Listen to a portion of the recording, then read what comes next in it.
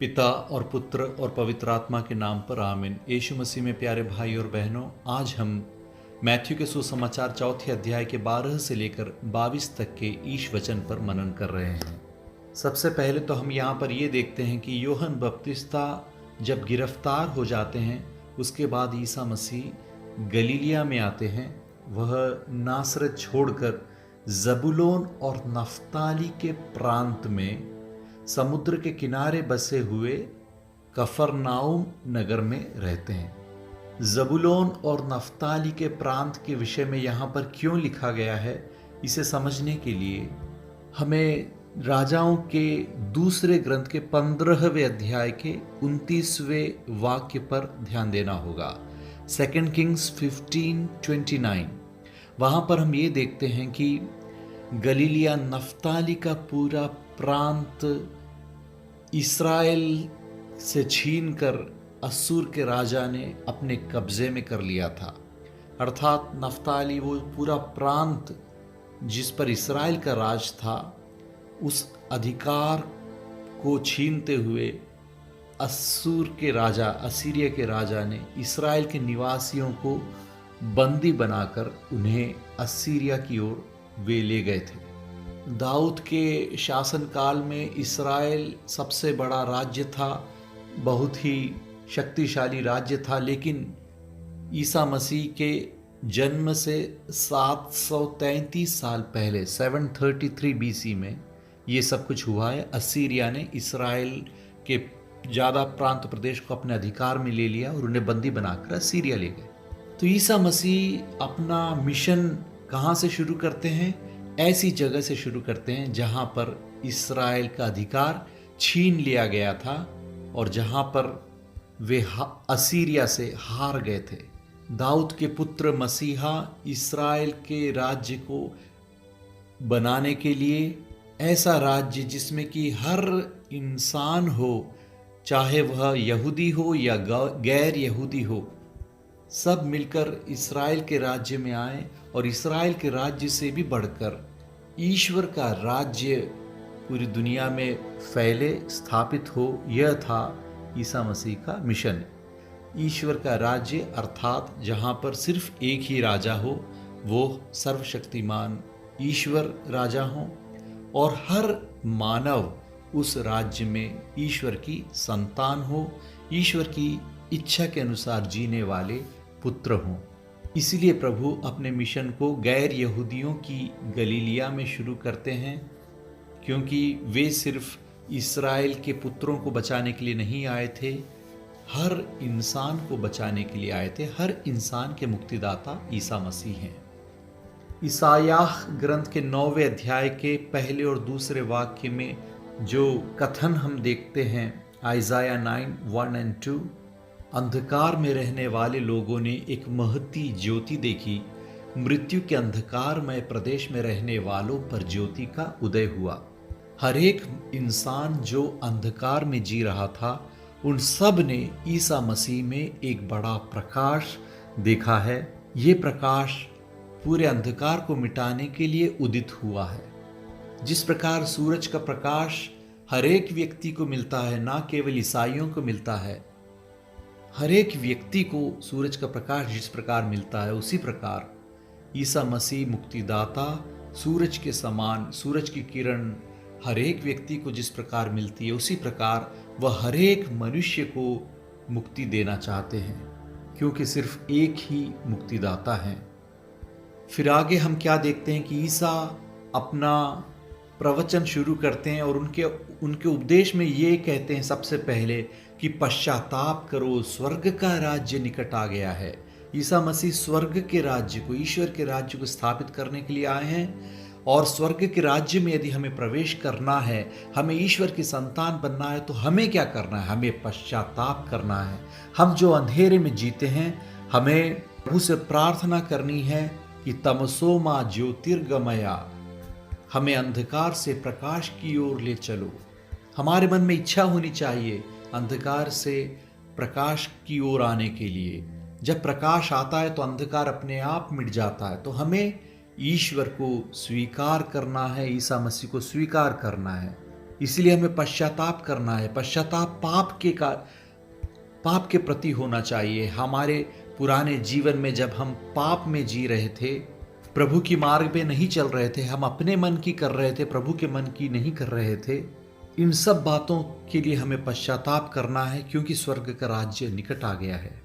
ये हम ईसाइयों के लिए भी है, क्योंकि हम ऐसा सोचते हैं कि बपतिस्मा के द्वारा हमें मुक्ति प्राप्त हो चुकी है, अब तो हमें कुछ नहीं करना। ये बिल्कुल ही गलत बात है।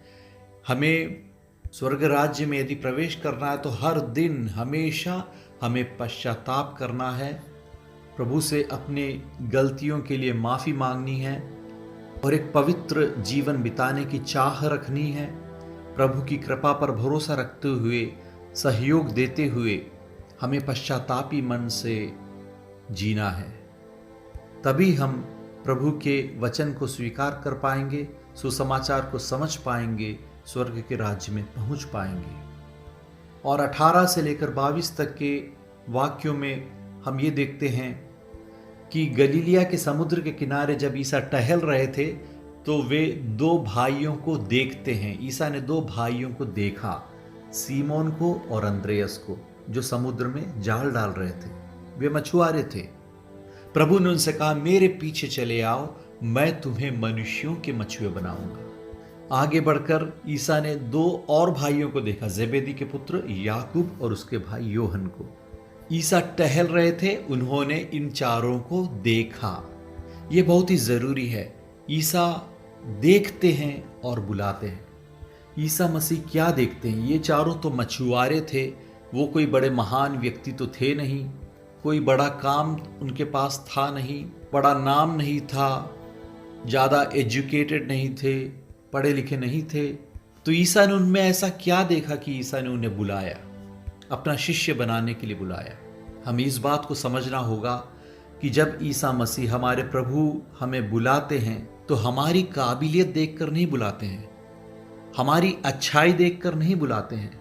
ईश्वर हमें चुनते हैं क्योंकि वे अच्छे हैं। ऐसा नहीं कि हम अच्छे हैं इसलिए ईश्वर ने हमें चुना था, ऐसा नहीं कि हम काबिल थे इसलिए ईश्वर ने हमें चुना था। हम पूरी बाइबल जब देखते हैं तो हम ज़्यादातर यही देखते हैं कि जो लोग नाचीज थे, कमज़ोर थे, उन्हें प्रभु बुलाते हैं।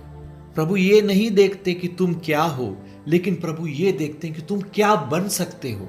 मैथ्यू के सुसमाचार 9वें अध्याय के 9वें वाक्य में भी मैथ्यू एक टैक्स कलेक्टर था। रोमियों के लिए वह चुंगी घर में बैठकर कर वसूल कर रहा था। ईसा ने उसे देखा। चाहे हम किसी भी परिस्थिति में क्यों ना हो, चाहे हम किसी भी गर्त में क्यों ना हो, किसी भी अंधेरे में क्यों ना हो, चाहे हम कितने कमजोर क्यों ना हो, कितने परेशान क्यों ना हो, जब ईश्वर हमें देखते हैं तो इसका अर्थ ये नहीं कि वे हमारी महानता को देखते हैं। वे ये देखते हैं कि हम क्या बन सकते हैं, वे हमें क्या बना सकते हैं। ईश्वर की कृपा यदि हमें छुए तो कोई भी कमजोर व्यक्ति, कोई भी नाचीज व्यक्ति बहुत बड़ा काम उनके लिए कर सकता है। 4 मछुआरों को उन्होंने ऐसे महान संत बनाया, शिष्य बनाया कि आज भी हम उनकी मिसाल देते हैं।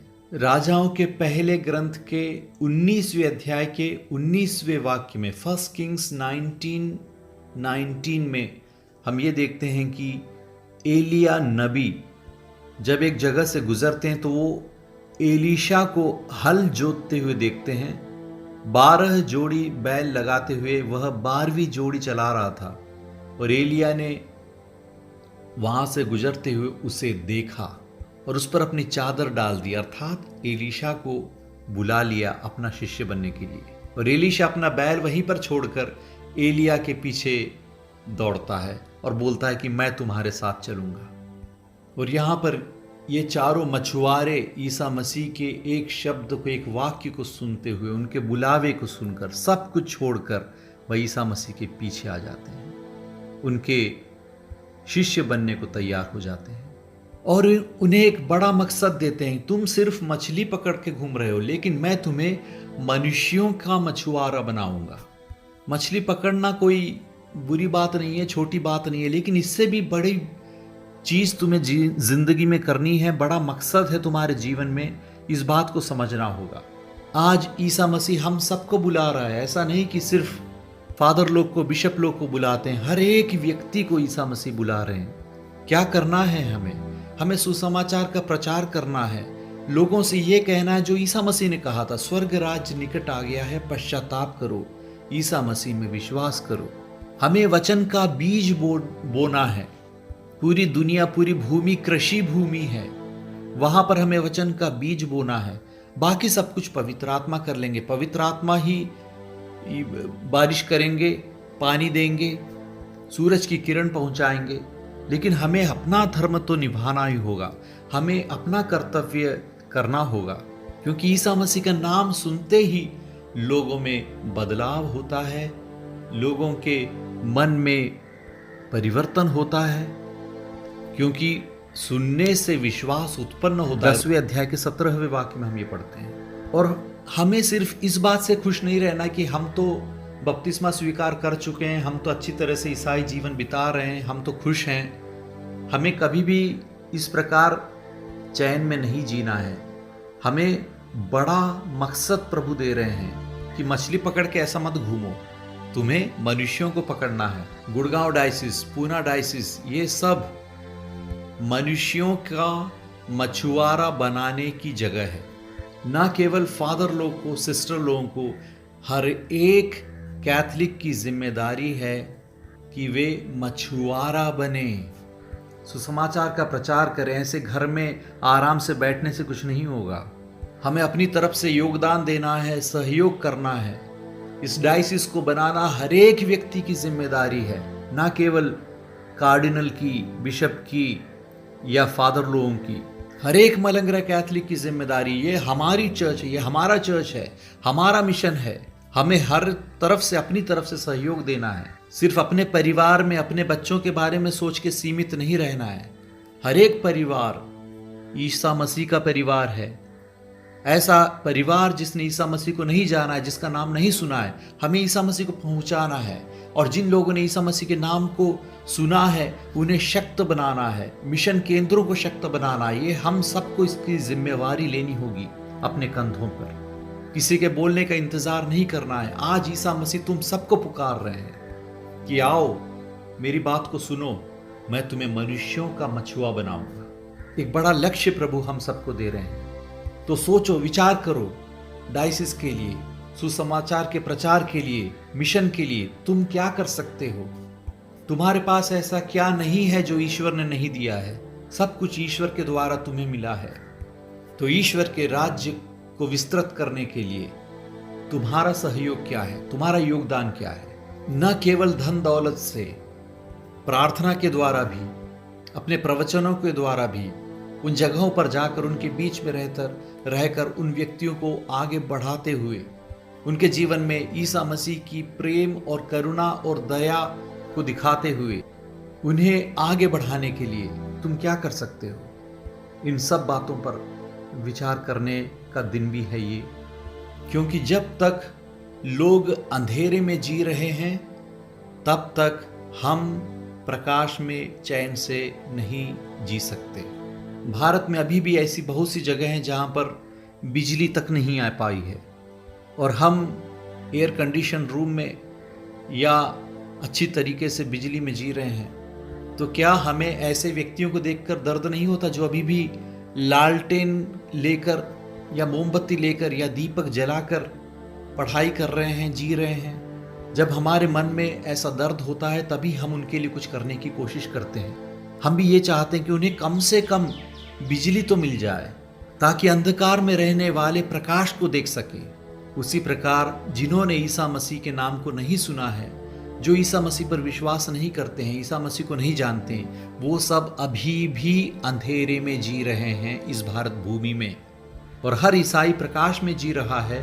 तो हमारा भी कर्तव्य बनता है कि हम ईसा मसीह के प्रकाश को, क्योंकि ईसा मसीह स्वयं प्रकाश है, इस प्रकाश को अंधियारे में बसने वाले नफ्ताली प्रदेश, जबूलून प्रदेश की तरफ भारत के हर एक कोने पर पहुंचाए, ताकि ये कथन पूरी तरह से पूरा हो जाए, अंधेरे में बसने वालों ने बड़ा प्रकाश देखा। ईश्वर आपको अनुग्रहित करे।